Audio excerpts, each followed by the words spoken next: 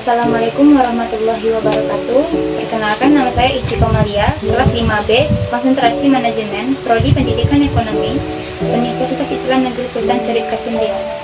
Dan adapun tujuan saya membuat video ini untuk melengkapi tugas manajemen pemasaran yang diampu oleh Bapak Endra Riapita MM. Selamat menyaksikan.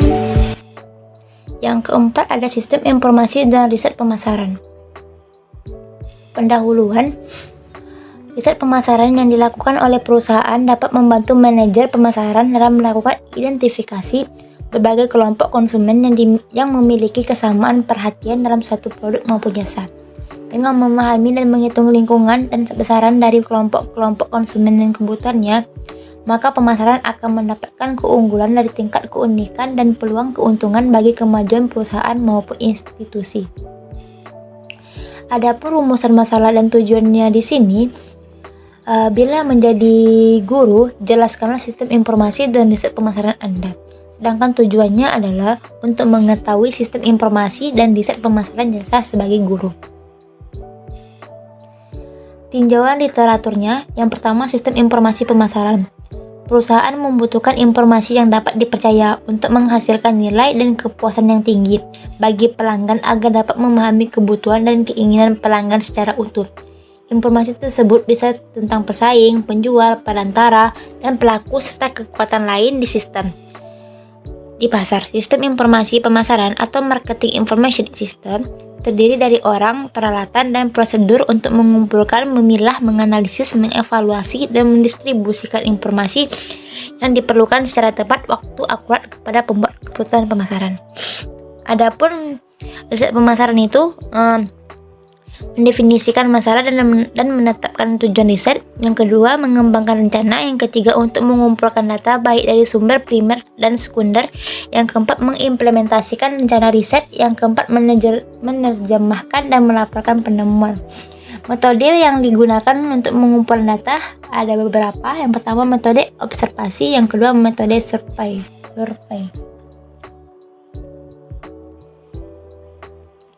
Sistem informasi dan riset pemasaran sebagai guru.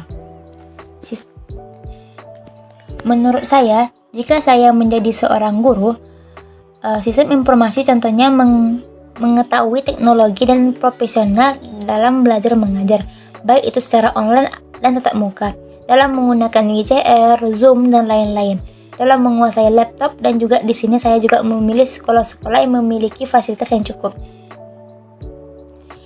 memadai, sehingga nantinya memudahkan saya dalam memberikan informasi mengenai pembelajaran kepada siswa. Adapun yang kedua, perencanaan riset pemasaran. Tujuan utama kami sebagai guru di sini memilih sekolah-sekolah yang memiliki mata pelajaran yang berkaitan dengan ekonomi sesuai dengan jurusan perkuliahan dan tentunya SMA yang menjadi riset pertama kami.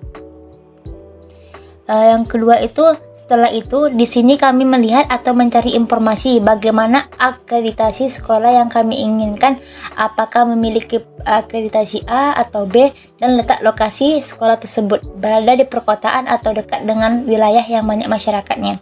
Yang ketiga, di sini kami akan sebagai guru melihat atau memilih pesaing yang sesuai dengan kemampuan yang kami miliki dan sesuai dengan potensi-potensi yang kami miliki.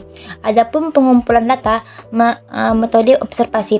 Kami akan observasi dulu ke sekolah itu. Apakah sekolah itu cocok dengan apa yang kami miliki atau tidak.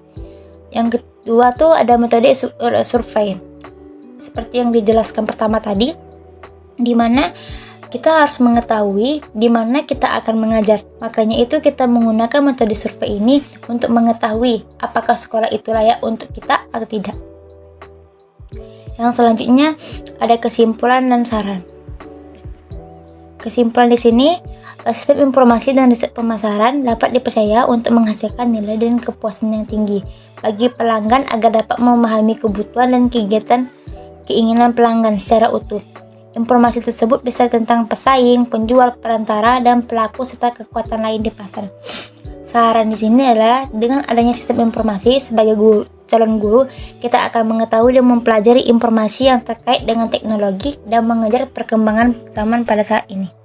Baiklah, sampai di sini hasil dari pemaparan materi saya. Lebih dan kurang saya mohon maaf. Wabillahi taufiq wal hidayah. Wassalamualaikum warahmatullahi wabarakatuh.